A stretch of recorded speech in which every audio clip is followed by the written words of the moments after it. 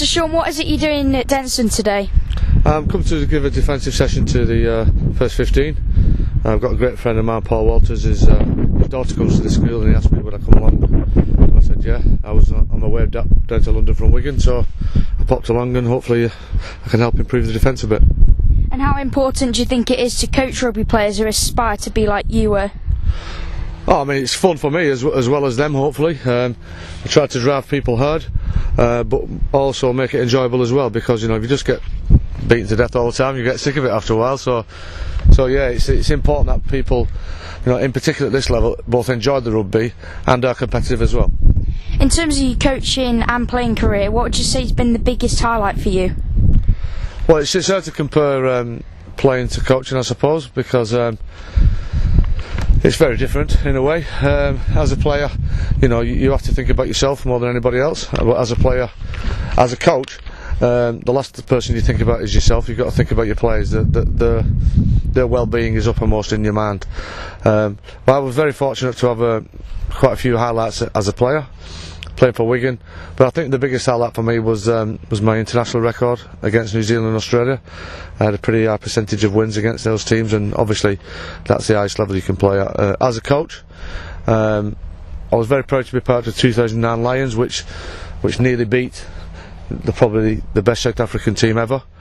And obviously, you know, the 3 Six Nations I've been involved with and 2 Anakin Cups have been pretty special as well. What was it like working with Warren Gatland at Wales? Yeah, well, it's somebody I've worked with before at WASP for many years. He invited me to come along in 2008, and you know, we had a successful campaign that time, and you know, I've worked with Warren ever since then. Really, it's only in the last year really I haven't really worked with him, because he's been involved with the Lions and he had a terrible break of his leg, which put him out of action for a while. So I'll be back working with him in about 3 or 4 weeks.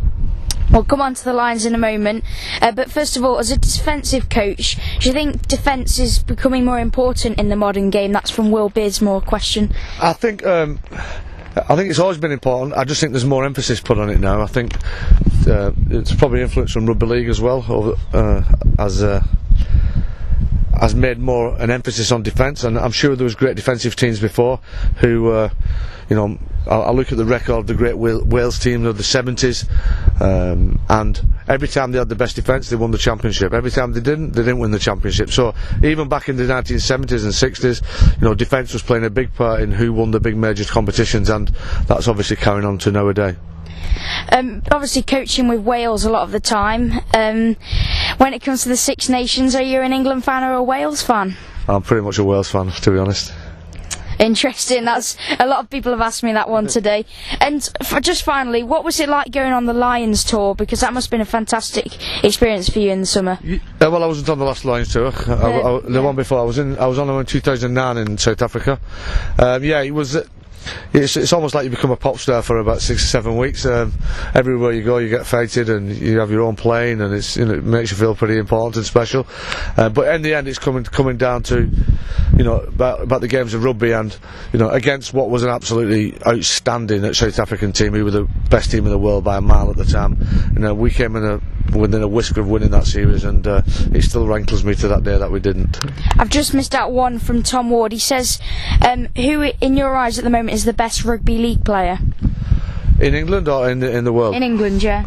Well, it's like a lot of things. It's very hard to compare what a prop forward does to you know, what somebody like Sam Tonkins does at fullback, etc.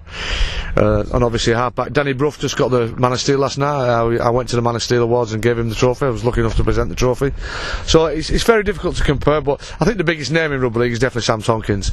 And unfortunately he's going to New Zealand Warriors soon, but I'm sure Wigan will replace him with you know, a pretty gifted player.